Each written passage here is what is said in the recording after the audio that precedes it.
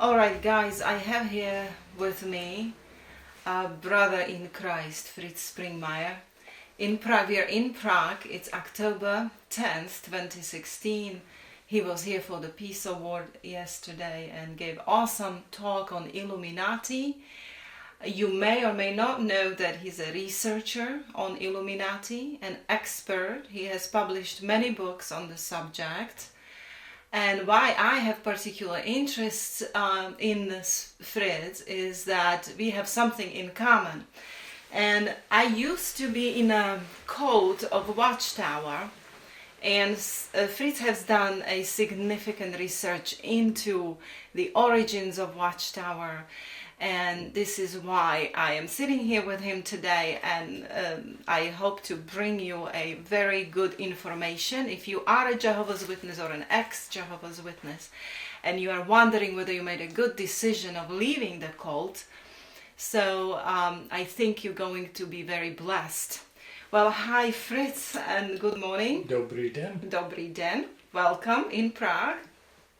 And so tell me briefly, what is your experience with Jehovah's Witnesses? How did you even come to a decision to make research about Watchtower, to do research about it? Some people very close to me joined the Jehovah's Witnesses, and then my wife joined the Jehovah's Witnesses.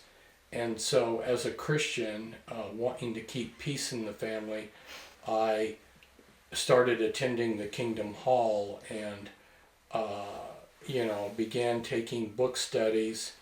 And so I got to learn how the Kingdom Hall works inside out. Now, I never joined, I was never baptized, but I certainly got to know it as well as someone who was baptized. And then because I did not want to join the Jehovah's Witnesses, they split our marriage up. And I was shocked because I didn't think that they believed in divorce, but silly me, I guess they do. And then after that, I ended up because a friend told me I should check into it. I ended up checking into Witness Incorporated, which was a Christian missionary organization. Okay. And so I became a missionary to bring Jehovah's Witnesses to Christ. Wow. And we had 2 comprehensive libraries. Dwayne Mignani, who was the head of our organization, he was a 4th generation Jehovah's Witness that left. He had been a Bethel worker. And then John was underneath him. Both of them had total comprehensive libraries. And so I ended up doing comprehensive research. I mean, there wasn't anything that the Watchtower Society hasn't put out. And then on top of that, I started doing massive amounts of genealogy research onto the founder and other research. And I just kept researching, and then people came into my life that had a lot of very interesting things to say, none the least. Yes, and that's where I'm aiming to, because this information is just shocking to me, even after being out so long. I mean, long. I'm out for about well, I don't know how many years exactly right now. I would have to have coffee for that. But it was shocking to hear what you had to say about that. So basically, when you divorced with your wife, right? Well, she divorced me. You. So right. I actually, when she filed for divorce, filed for bigamy, because at the time she asked me to marry her, she was actually married. But the judge tossed out my motion for annulment on the grounds of bigamy, and went with the motion for divorce. And I asked my attorney, why didn't they give me an annulment? And he said, because then they couldn't have assigned you all the bills, because you're the one with all the money. So basically, she divorced you because you wouldn't want to share her faith or become baptized Jehovah's Witness. That's what caused problems in your marriage. Well, I think she divorced me really because she knew that the system would give her child support and alimony, Oh. and then she could live her life however she wanted. But she was helped by the Elders. Kingdom Hall, Right. greatly helped. Wow. They had a ministerial servant that was handsome, that was well spoken, come in. He didn't even know her, and yet he was a character witness for her in court. It was just help like that, all kinds of help. Wow. Even worse than that.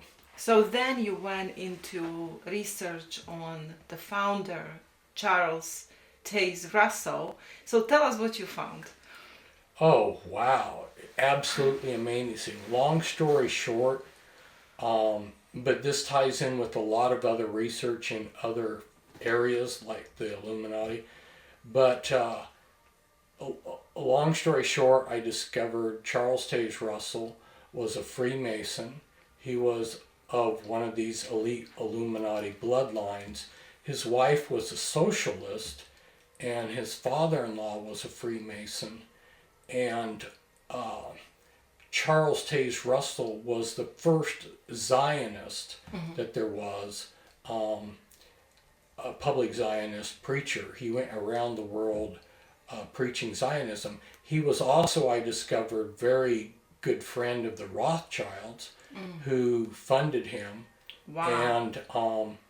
And then I discovered that there was a letter. I'm kind of saying this wrong, but in the 1920s, and I have the German article on this court trial, there was a man that was saying that the Jehovah's Witnesses were being funded by the elite through the Masonic Lodge, then the Kingdom Halls sued him. The Watchtower Society sued this man, and he came into court and showed a letter proving that they were being funded by the elite through the Masonic halls. And as I investigated Charles Taze Russell's finances, I was shocked. It's obviously he was getting heavy-duty financing. I wrote in one chapter, he had a blank check he could write for however much he wanted, because the amount that he was spending, incredible millions of dollars to get this new religion off the... Wow. He had some heavy-duty elite backing. So it's a Rothschild American-made religion in 1900s, right? Yeah. Yeah. Yeah. Yet they're describing it, as a continuation of apostles, in Watchtower. I mean, that's how they describe themselves. Yeah, well. But they just need to get familiar. I mean, Illuminati beginnings, funding by Rothschilds, and that's incredible. Now, although right now, as you know, they are not Zionists. They're actually just the opposite. Right. They're very much anti-Zionists. Right. But they have adopted this view that they are the Israel. Right. All the fulfillment of Bible Right. belongs to them, and they are the people. Right. So that's their current view. Sure. And as we know, their doctrines flip-flop a lot. I mean, we don't know what the view will be next year. And a lot more than one realizes. The Watchtower Society put out an article that our doctrinal changes are like a ship tacking into the wind. Mm-hmm. You have to zigzag to get where you're going.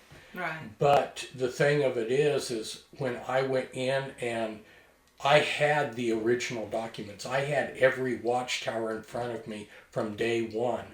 And I had all of their old books. In fact, I have some personally, I own some of the old books that are pretty rare.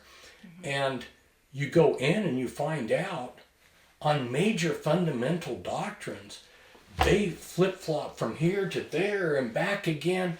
It's not attacking into the wind.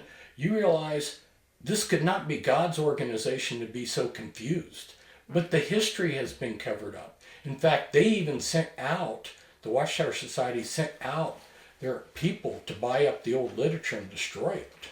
Oh, I'm very aware. I mean, they had this book, Revelation. It was a red book, and now it's prohibited. I mean, it's owned by many JWs. I have a copy of it. Oh, wow. But it's prohibited to use for them. Well, Wow. I am using it as far as to show their faults. But this is where, when they, they flip-flop with the generation doctrine. The 1914 generation, they go back and forth, and they just kind of flip-flop, but that's just common with them. But now, you believe that, they have the same similar settings as I came out and I was studying Catholic Church in depth, and I studied hierarchy of Catholic Church. Right. I have found out just by my own observation Right. that Jehovah's Witnesses are similarly organized, just like Catholic Church, different name, yes. but the same hierarchy. Right. So they have these elites on the top, right? And then they have these people who take care of the organizational matters so that it functions the way the elites want, like the traveling overseers and elders. And then you have that bottom, which are men who are not elders, women and children, like totally the slaves of the system, the laity. Now the laity gets different messages, and these messages are usually, oh, Jehovah loves us, he will bring the new world, and it's all for God, and it's all this beautiful paradise, and we will have houses and build houses, and we'll live forever in that body. Right. We'll live forever. Okay, so they don't know what's going on. And you said that on the top, in an elite little circle, they actually worship Satan, right? Right. And you had some experience with people who've been in Bethel, and they told you that. So what was that about? Okay. Well, it was a step-by-step process to have my eyes opened. First, there were a series of things that made me realize that this organization was very evil at the top, but my breakthrough came in understanding the Illuminati first, and understanding some of their magic, and I had trying to understand the occult world, and one of their types of magic is Enochian magic. And so as I was going back with some understanding of the occult, not that I'm interested in the occult, but I was trying to understand these people. I started looking at Charles Taze Russell's writings, and I was seeing glimpses of Enochian magic kind of poking through. Like pyramids and the disc and Well, wings. no. The power of Enochian magic is the watchtowers. And no, it was other little things that he was saying, not the obvious occult stuff. I mean, he was buried under a pyramid with a Masonic logo on the side, and he was buried in a toga, a Roman toga, and they put barbed wire rebar in the base of the pyramid so that nobody could get to his body because they wanted to protect it for the afterlife. And I didn't know that. they used pink granite stone for the pyramid from a magic mountain in Texas. So he was ritually sacrificed on Halloween Day, and so there's a lot more to his death than people Do you realize. have a book anywhere? Did you write about these things? Yes. My first book in 1990 was The Watchtower and the Masons. Okay. Which has actually helped. I've gotten feedback from maybe a couple dozen people that were Jehovah's Witnesses that quit because of that book. Wow. So over the years, it's done some positive things when people saw all this occult symbology. I mean, you have to understand. First, you have to understand magic and the occult and Freemasonry to really understand the significance of this. The winged sun disk. The winged sun disk is magic from Babylon and Egypt. Okay, and the Watchtower Society says that they're so against Christianity because they're connected to the cult. Yeah. And then they have all this occult stuff. Right. And not only that, but their art department is slipping in all kinds of hidden satanic symbols in the artwork. So you have these kind of clues that there's something going on there that's occultic, right? Right, And that's subliminal messages. Yeah. The mystery religions are connected to what these guys were doing. And in fact, there's even a verse in the New World Translation. I can't remember the address of it. Maybe it's like in one of the prophets, where for no reason they translated it Grand Master. And it's just like, what? Wow. That it doesn't even, it's obviously there's several other verses in there too that if you're an occultist and you read that compared to what should have been translated, you go, whoa, they're slipping in a little, hey, I'm a Mason, Right. But anyway, back to this, you said that you had women or somebody who was in Bethel and, and they went to worship Satan, right. And they told you that. Right, and I know I was being long-winded in getting to your answer, but okay. The reason why I was laying some foundation is people have to understand that I was working with victims of the Illuminati, people that had left the occult world, that left the Illuminati.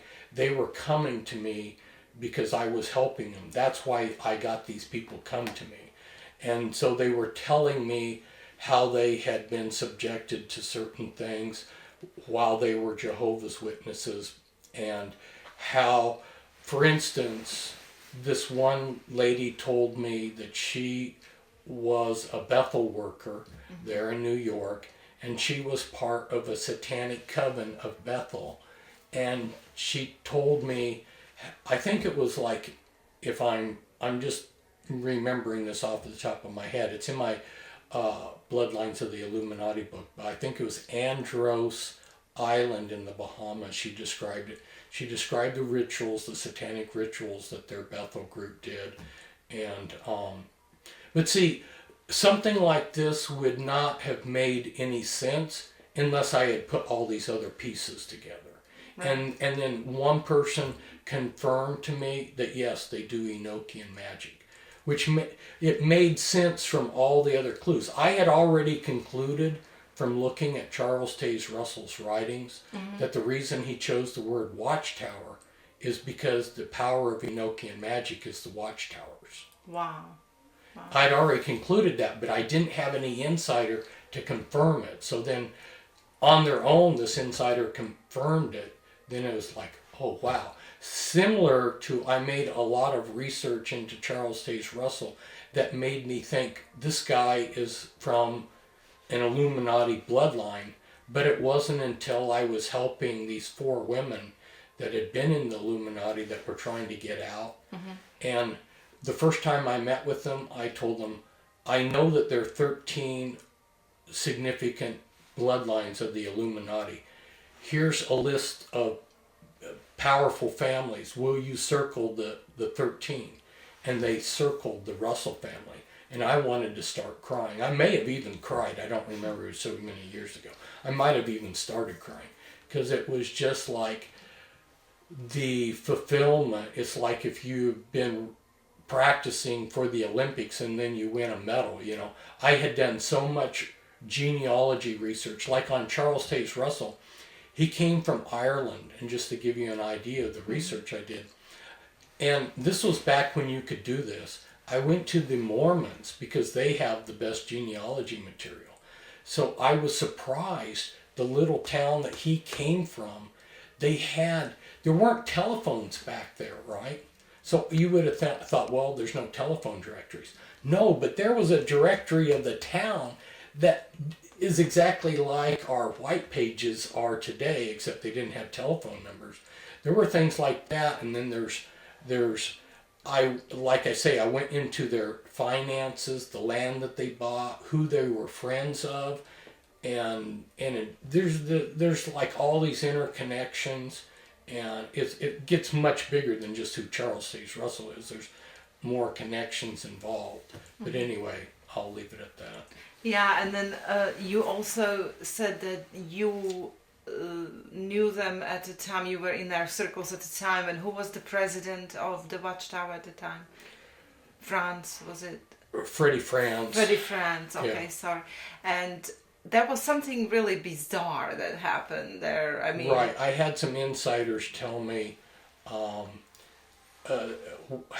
and this has come from a whole number of insiders, so it's just not one person. About Nathir Salih. So Freddie Franz, in the early 90s, when I was writing this stuff, at that time he was 99 years old, and he was basically on his deathbed.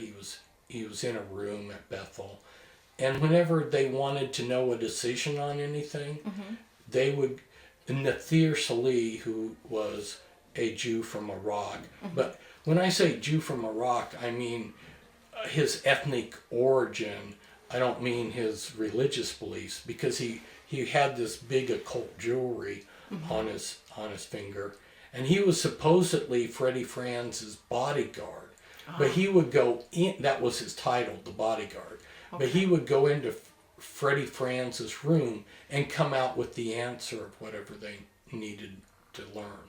was he officially Jehovah's Witness, the bodyguard, or just the bodyguard? Yeah, he was a Jehovah's Witness. He was, okay. Yeah. And he had Again, Masonic. these titles are a little bit, when you're talking about someone who's Illuminati and is actually secretly a Satanist, he's a member of the Jehovah's Witnesses, but he's also got deeper allegiances. Wow. So, now they don't have just one man as a president. That changed. Yes. And now they have this governing body because they are a corporation, and they Right. have this 8 men or 7 or 8 men sitting around the table and making decisions. You didn't do any research on these people? Do you think they're yes. Masons, or do you think there's somebody higher they answer to? Oh, I did a fair amount of research into the governing body. There's been a governing body all along.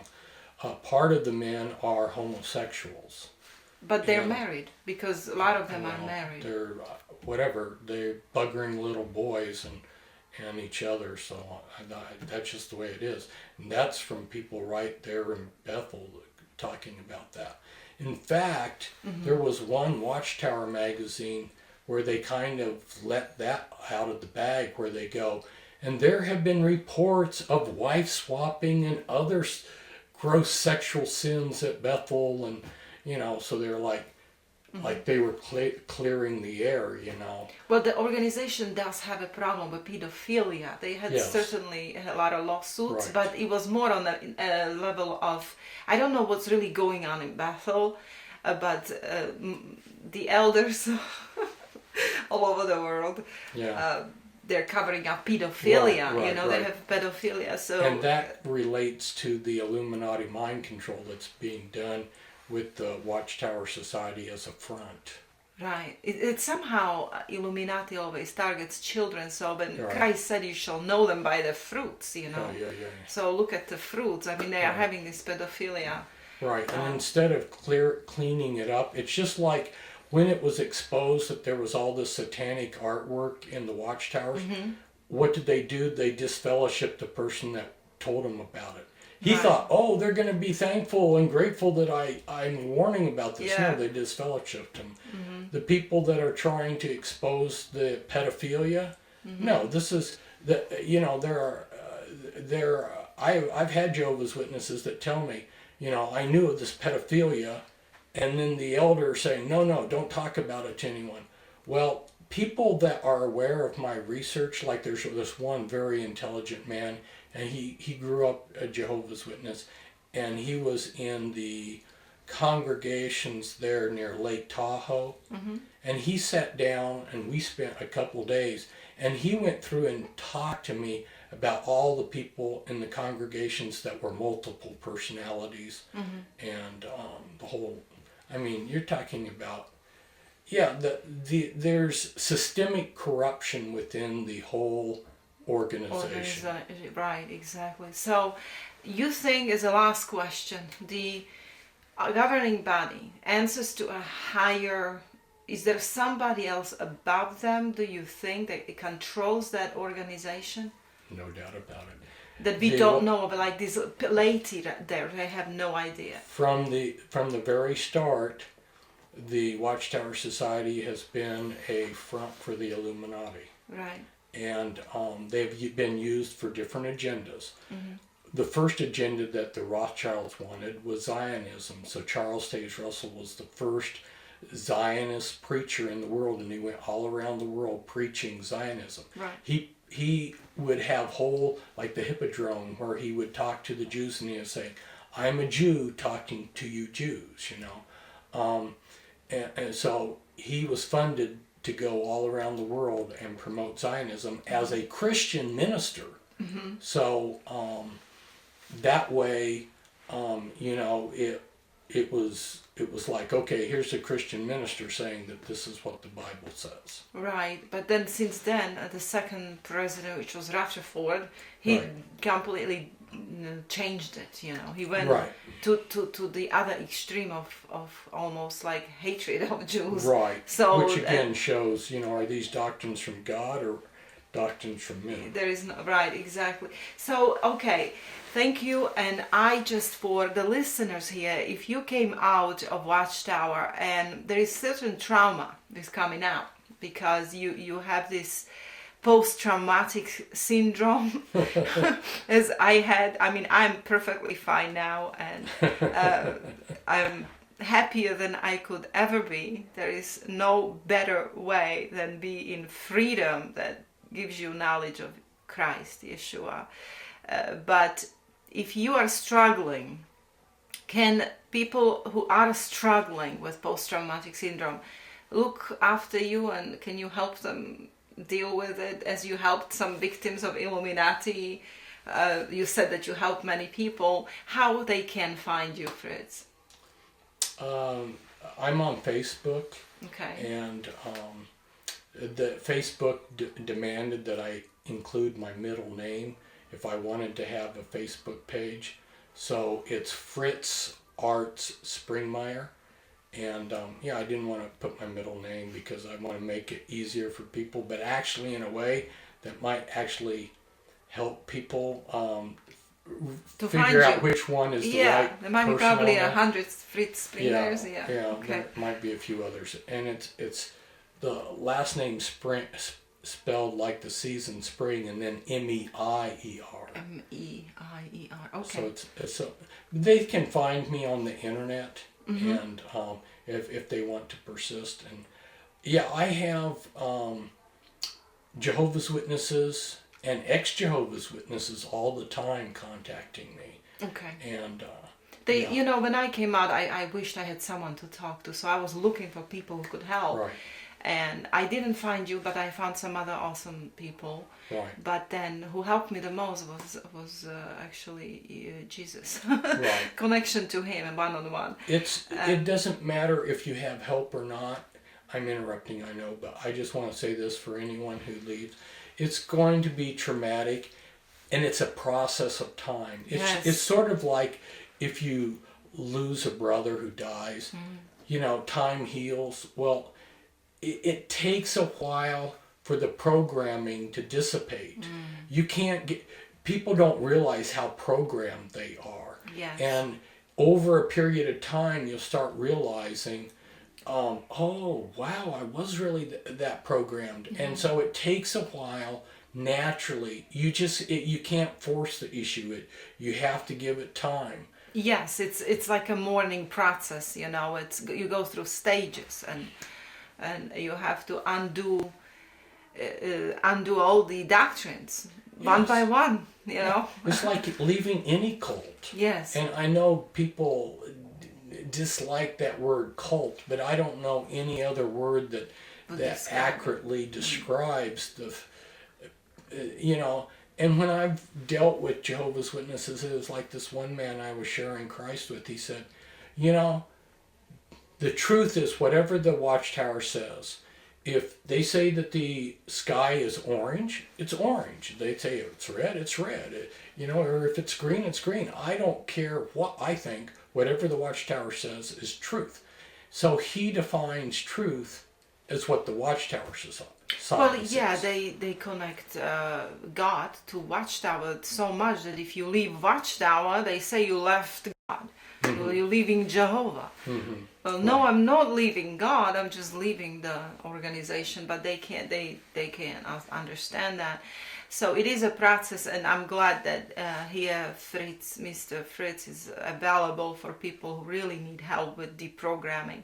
Well, thank you so much for this interview. Really, I hope it will be blessing to people who are thinking of leaving Watchtower or already left the Watchtower, just to kind of confirm they made the right decision. Well, and I want to emphasize, if I can slip in a last few comments here.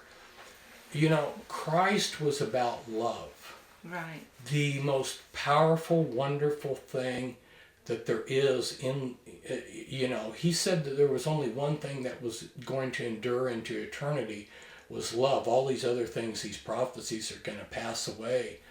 And if you recognize the importance of love, and then you experience Christ's love, when you realize that this organization is a heartless organization and they lack love, then you can start opening your heart to what Christ was really about. Yes. Thank you, Fritz.